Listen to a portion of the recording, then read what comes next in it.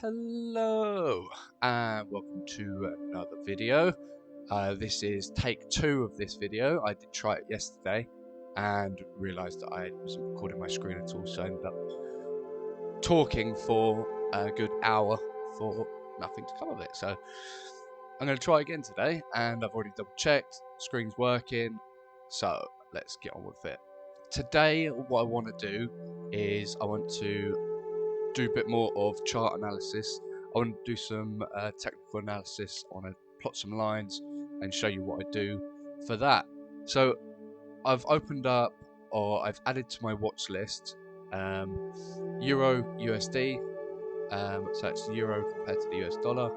I've also got Germany 40 index, which is the top performing 40 companies in Germany, and so I'm going to do Euro US dollar, I'm going to do Germany, and what else am I going to do? I'll probably stick at those two to begin with and then see where it goes. So starting off with the Euro US dollar. Now the way that I always do this is I start off on the highest time frame, so that'll be monthly, and I will plot some lines and then start working back from there. So I will go onto the weekly, daily, and start picking out bits and pieces. So first of all, what we want to do, or what I do, is I look for trend lines, and this could be historic trend lines as well as current ones. I'm plotting this one because the higher the time frame, and if you get consistent touches with it, then that just proves that that's quite a strong trend line, basically. Although you can see over here it has busted through it. So, but even still, we've had a touch in 1985 here, we've had a touch here in 2002, and we've had a touch here in 2015. I'm going to copy and paste this trend line here. I'm going to pop it up there. I'm going to put it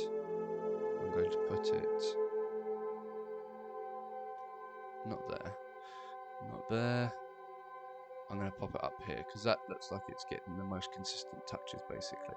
There's likely to be lines in the middle here somewhere, so I will have a look, and I'm liking that one, to be honest.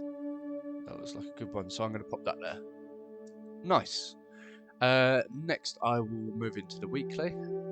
So this is showing, obviously, like I said before, each candlestick represents the time frame that you've chosen. So obviously I've got weekly at the moment, so we know that each candle represents 1 week, and so obviously you can still see quite far back. That's 1984 here. And what can I see? What can I see? I can see potentially another line. It might be a little bit far-fetched unless we go like that. Pop it down there. So it looks like a nice little downtrend that we're on. It's got to be something like that, or something like that. Either way, that has been broken anyway, so that's fine. It's fine. I'll delete that one. And in fact, I'll delete that one too, because I want to have a look here. We can plot. I'm going to go back on the weekly, get more,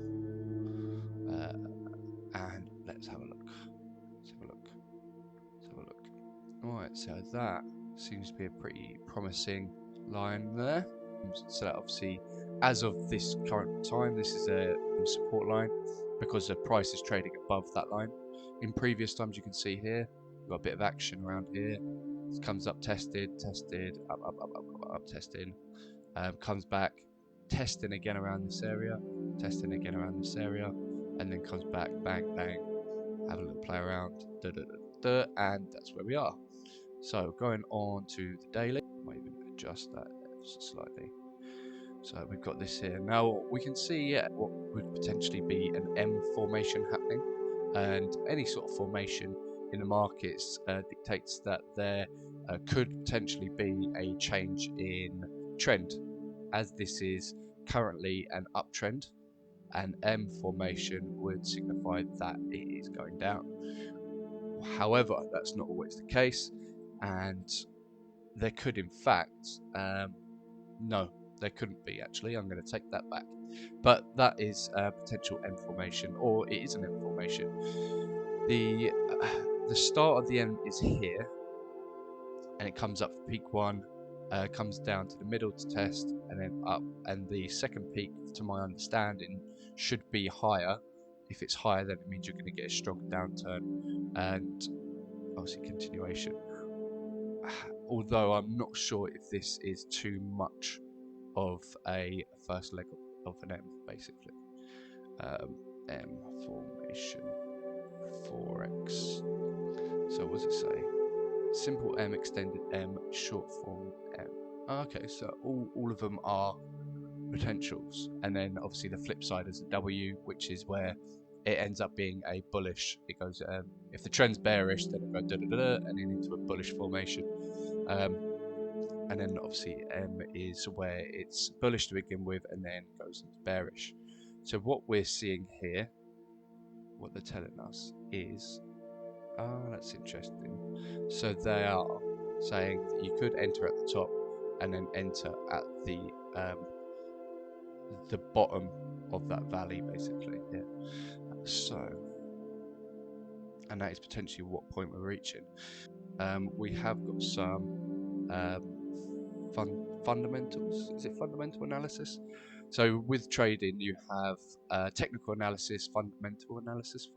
Fundamental analysis, forex is what is fundamental.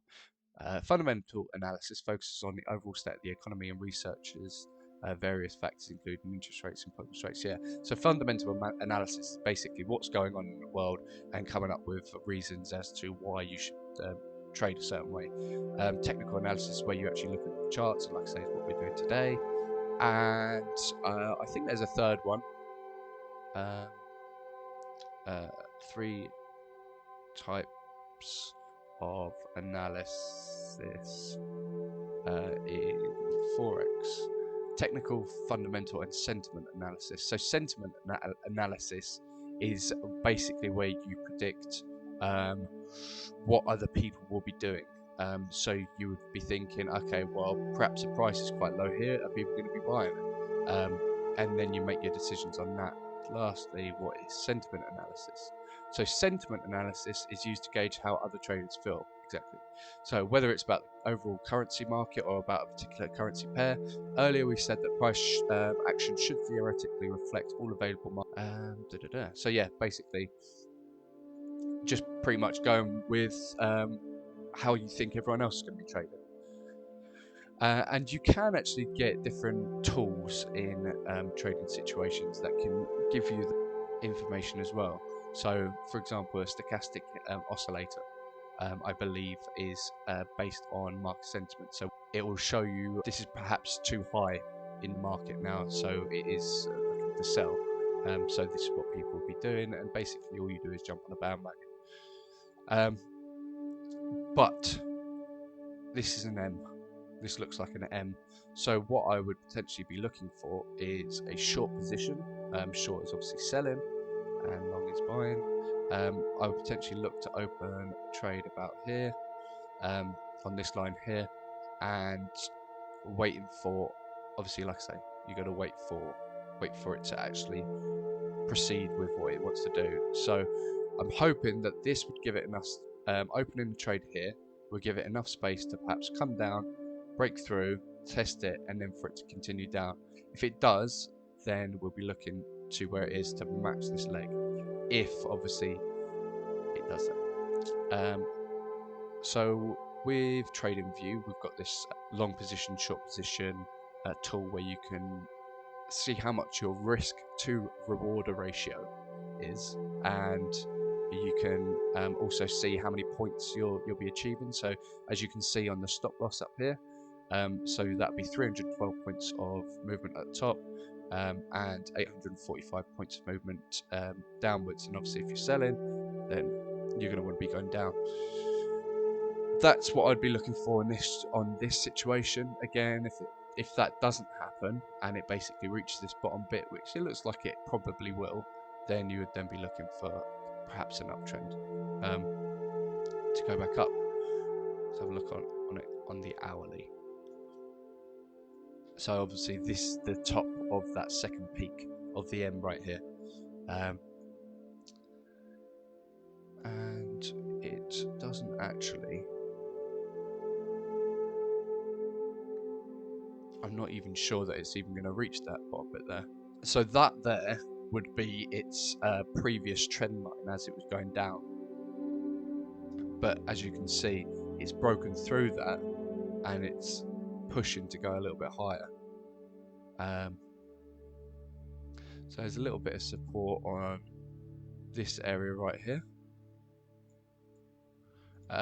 If it could break through there and go to the downside, then that'd be interesting to then perhaps go into that trade that we forecasted here. If not, like I say, it might come back, it might come down, test and break through, or it might even come down and then test to go down, or it might even just bounce around a little bit like it has over here. Either way, it's got to come out one side or the other, and when that does, then that's when you've got to try and predict from there whereabouts it's going to go. And what could be interesting as well here is, as we have just looked at the M's and the W's, is that if it does come down to this point, then there is a good chance that it's going to come back up as well, especially because that being a fairly strong support line here. So that could potentially come down to start a W to push back up. So that'd be interesting. Next, I want to have a little look at Germany 40. I quite like the indexes because they, like I said before, they have lots of movement. As you can see, the Nasdaq has 187 points, the bastard. I've as of today, I lost one of my trades, which cost my practice account just over 300 quid. So that was good. Obviously didn't do what I wanted it to do or expecting it to do, but I'll come on to that in a bit. For now, let's have a little look at this chart, and I do like looking at charts. So we're going to put these lines up here, just like so. So I'm on the weekly chart at the moment because the monthly doesn't go back far enough. So the weekly will just have to do for now. I'll go to the daily.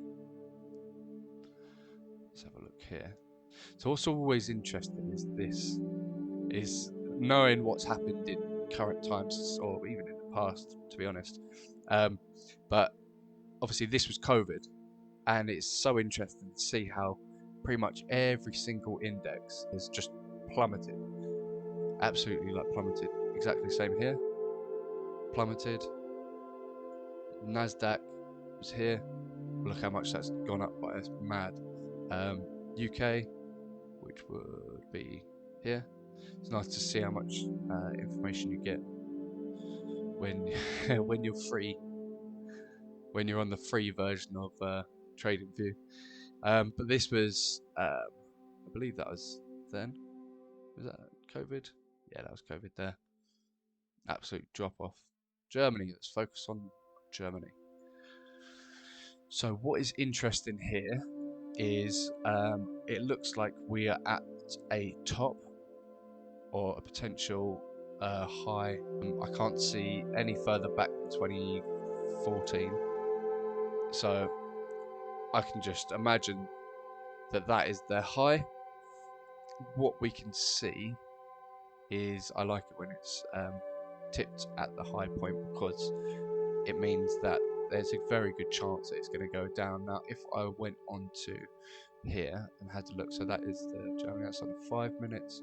Let's take it up to the daily and let's have a look at the stochastic oscillator. Now it's actually saying it's 70 and 74, so that is high. It's not super high.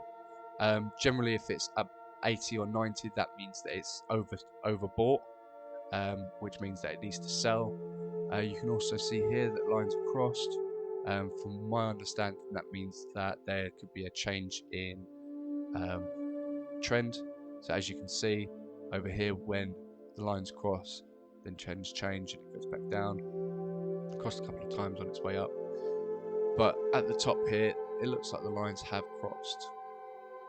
Although it's not overly overbought, although it is overbought. However, that to me does look like high price. I'll put in some more lines before I start buying or selling or anything like that, making any sort of decision. Let's actually try and do something a bit more clever. So we're looking at this, we're seeing a potential line here, and where else have we at? What else have we got? What else have we got, Mikey? Let's have a look. We've got something up through there, have we? Put that like that.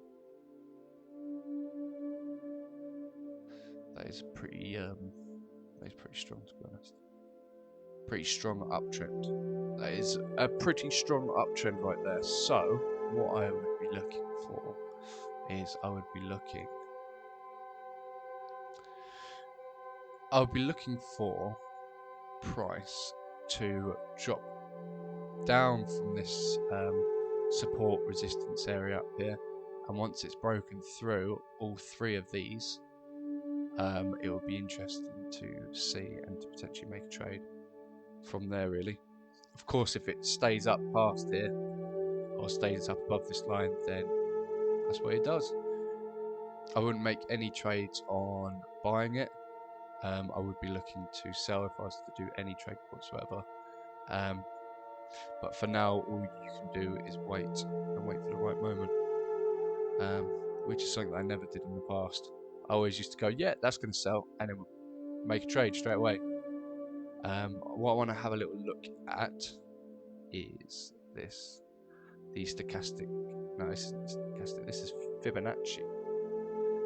So what you have to do with the Fibonacci, what I learned on yesterday's video when I tried to record it, is that you go to the lowest point, which is here, and you go to the highest point, which is there, and that gives you basically the target lines, the support and resistance lines. So it's interesting to see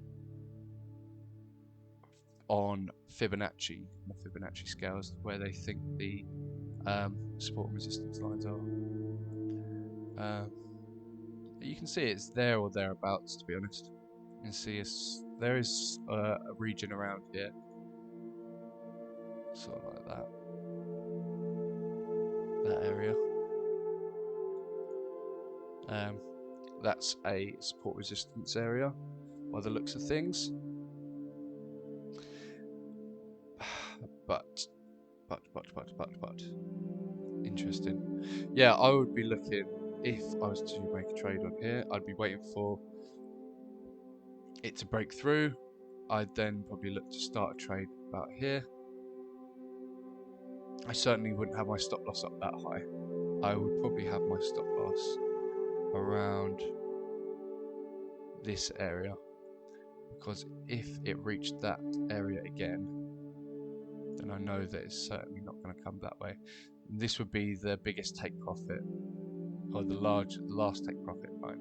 I'll be looking to first of all try and take profit here, potentially here.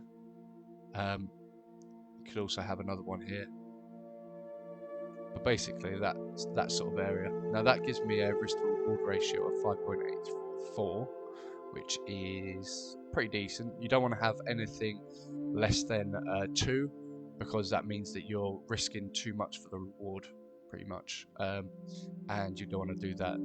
The rule is that in trading you're going to have small wins, small losses, big wins, big losses. If you can get rid of big losses, then you're going to be a successful trader. That's generally what's said. It makes sense if you think about it. But for me, I've got to actually try and make some sort of trades, decent trades anyway. So that's Germany. That's Germany right there. Not really too much else I can look at. That's on the daily. 4 hours, perhaps. No.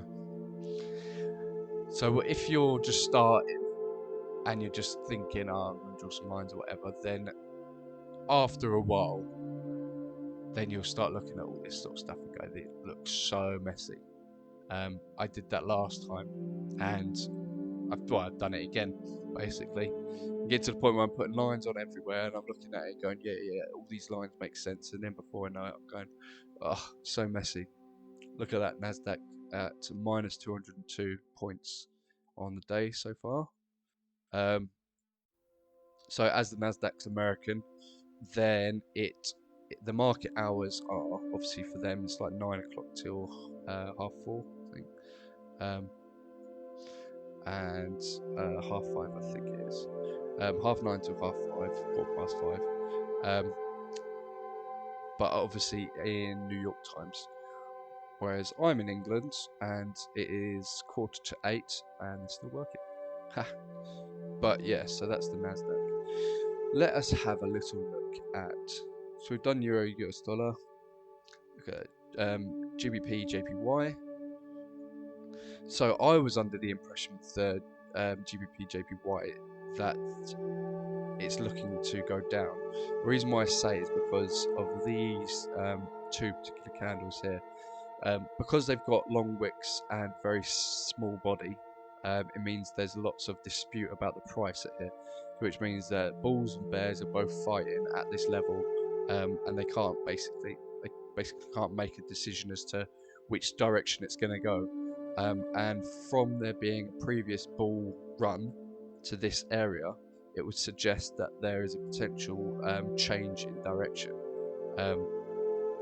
However, it doesn't mean that the bulls can't continue to push through, as it looks like they have started doing already. But at the same time, there's definite pressure at this area where the bears are taking part. So that's something that I'm keeping my eye on. I have currently got a trade open with Bitcoin, as you can see here. So far, I am at a unrealized loss of £65.09.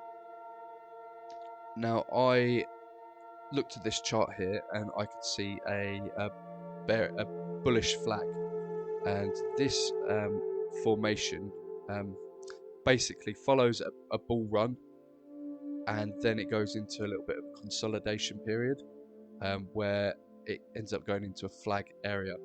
And once it looks like that, that generally means that the bull run is going to continue. However, I think there was something in the news that dropped the price down. Once it dropped down there, then that's when I thought I'm going to bring the trade down, and I'd cop a bit more profit by bringing the trade down and starting the trade a little bit earlier when it pushes back up. And lo and behold, it did. I came into some unrealized profit. It was quite nice, and then it's come back down. I still think there's a good chance that it will continue to go up. I'm not sure about market sentiment. Let's see what this is all about. So there was some regulations put against Binance, I believe, which dropped the price. Obviously, it's recovered now. Bitcoin plummeted to 25 grand on Monday in the hours after the SEC unveiled a complaint against Binance, the world's largest crypto exchange, by trading volume. It stated that the wall of worry is being climbed, encouraging his followers to join him in the bull market bust for Bitcoin. We're still on struggle street, but the moon ain't far away. Interesting. So, well, that gives me a bit more hope for what I'm hoping on here.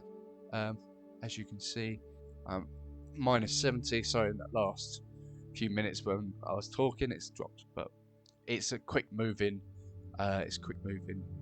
commodity, crypto. As you can see, there's been 772 points of movement today.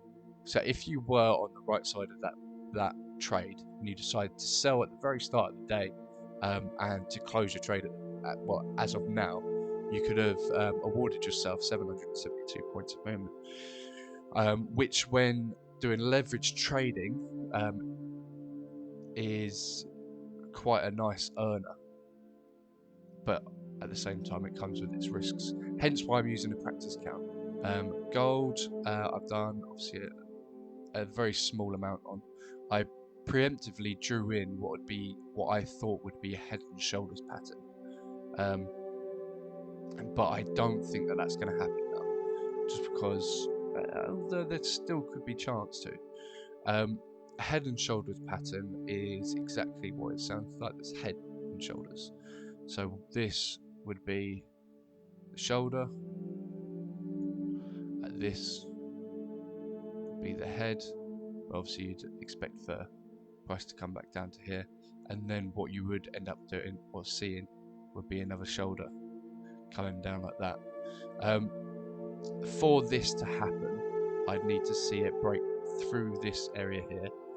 You could also potentially enter into another short trade here to come down to here, something like that. And then also, if it does come down to here, then you could also have a little look for the uptrend here. This, although I do like the look at that, it looks fantastic if it would happen. If there was no other factors affecting this market other than technical, then that is 100% what I'd be going for. The only problem with gold is that it works hand in hand, or like basically like yin and yang between with the dollar and also like the US market. So it's a safe commodity. Gold is a safe commodity that people tend to invest back into when trouble starts kicking off with the American markets. A good example would be that, say for example in COVID, when COVID hit. So you can see here February, March 2020, markets sunk, and if we look over here in March 2020, then we had obviously a big drop, and then straight away people jumping onto it to invest back into gold because gold's not going to get sick, and gold ends up just riding it. What was the increase anyway, just out of curiosity? 40% increase. But like I say, there's so many other factors than just technicals, but I'll leave that on there because it'll be interesting to see if that actually comes to light. Silver, interesting as well. Interestingly enough, actually silver rose up higher. Bloody hell, 150% now. 150% increase in the space of 147 days. Half a year, less than half a year. That's crazy, absolutely crazy. So let's have a little look, and you can see how successful I am at trading. So I'm going to show you my history. So current week, the last 2 weeks. So this is the first trade I did. It was against Wall Street, and it was selling. Both of these were selling Wall Street. That basically just having a little dabble it in, just making sure that I remember what was going on. Then I tried a proper trade and failed. I tried another proper trade and failed. I tried another proper trade and failed. Tried another proper trade and failed. I did a trade with Wall Street, and it was doing exactly what I thought it was doing, and then it started wobbling. I got scared and I sold it. And then I done another trade, and this is the most recent one, where it's done me basically. It's well and truly done me. And now I've got another trade going with Bitcoin this time. So like I say, just going to see how that goes. Funnily enough, I felt confident with this one. There we go, look at that. What a sight to behold. So that's where I bought, and it went up a little bit, and then it just done me. Just a complete and utter sell-off. And I have no idea why there's been such a quick sell-off. It could be just because it's overbought. So we can have a little look at the. Well, it's saying that it's well and truly underbought here now. But don't get fooled. Don't think it's underbought or oversold or whatever you want to say. I'm going to jump on that bandwagon now because you're just going to get bitten a bigger fish to fry at the moment. So we've got that. UK 100. That looks like a very nice upside down head and shoulders pattern if I ever saw one. Although it's not actually following its framework. Unless it does come up to here. Be like that.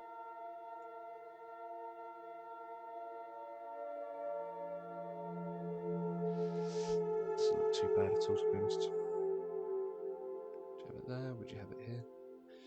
What you also want to try and remember to do, and this is mostly aimed at myself, is making sure that you have enough leeway on the stop loss side for it to breathe, basically.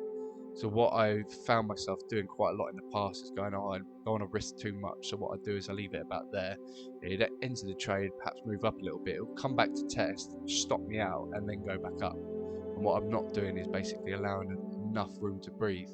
But at the same time, you don't want to give too much room. Go, yeah, there you go. Go all the way down here if you want. And then it's come down here, stop you out for you to lose loads and loads and loads of money. So it's a fine line. From what I hear, then it's good to keep an eye on the risk to reward and make sure that you are sticking to that and making sure that you are risking the right amount for your reward. But again, it's all learning. It's all learning.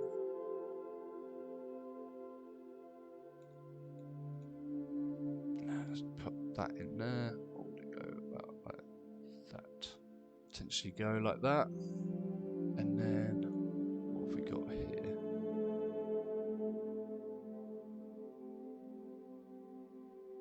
Looks like a nice little line. Like that. Very interesting. Very interesting indeed. So that'd be another one to have a little look on.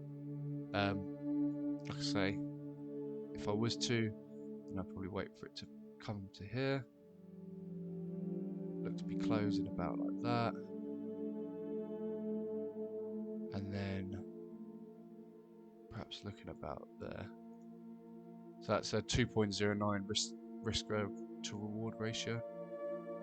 Could always have it about like that. But that's something as well. That'd be a potential if it was to come up. As you can see, it's already come up, tested, come back down. Although you've got this hammer here. So the hammer as a candlestick indicates that price has gone down and it's come back up. And it's quite a, obviously you have the handle like this. And for price to be pushed all the way back down, for it to be pushed all the way back up, means that bulls are quite strong in this area. As you can see here, pretty much on the same area, price has come down, and over the space of 5 candles, you can see the price has started here, it's come back down, and it's pushed back up to this area here. So bulls look quite strong in this area. However, obviously they are fighting with the bears here. And it would be interesting to see if bulls can win and they can break past this barrier, break above this line, and then break above this line. That's when my trade would open. That's what I'd be looking for. Perhaps a nice little W there. No, I'm joking. That's too much. Markets are overall looking pretty poor today. A little bit of 0.02% increase in my Rio Tinto stock that I purchased. Overall, I've made a little bit of money with Rio Tinto, not enough to be singing about. And international distribution services, I did end up having a punt with. I bought how much did I buy? I think about £170 worth. I 160, something like that. But I bought that. I bought it quite low, but even still, since I bought it, it has actually still gone down. But I'm not too worried because I'm happy where I bought it at. It's still very cheap, and there is big room for it to increase in the future. I mean, just looking at that, there's so much room for it to go up. We've spoken about Bitcoin. Had a look at Dow Jones. Dow Jones is currently, it's still trying to figure out where it's going. It's almost topping, reaching that resistance line right there, and it's been pushing to reach that for a little while now. But I want to, with my finances, trading and investments and all that, I'm sticking to investments with my real money because there is less risk with losing everything. And with trading, I still want to practice. I still want to just have a big play around with it. But that's why I'm using demo money, because if I was using my real money and I had put in 10 grand and I did all the trades exactly as I had done, then I would currently be £400 down by now, which is obviously not good at all. I think that works out to 4%. So I want to be 4% down. So it's always best to use the demo account. And also, from what I hear, demo accounts, being able to trade and use a demo account for 6 months is a really good amount of time to have good practice with and see if it's something that you can actually do, which is what I plan on doing. 6 months of basically pretend trading, using the real markets to figure out if it's something that you can actually do or not. But for now, I'm going to leave it there and wish you all a good week. Have fun, make money, and I'll see you again next time. Bye.